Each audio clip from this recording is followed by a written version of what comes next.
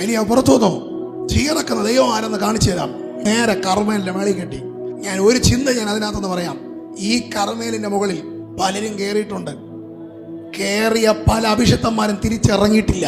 എന്ന് വെച്ചാൽ പല അഭിഷിക്തന്മാരെയും തകർത്ത കർമ്മേലായത്.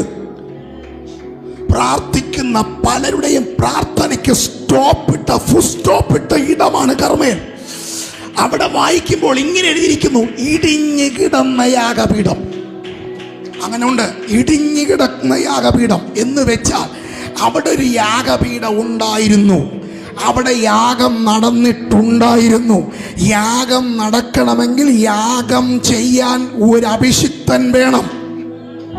എന്ന് വെച്ചാൽ അവിടെ ഒരു അഭിഷിക്തൻ ഉണ്ടായിരുന്നു.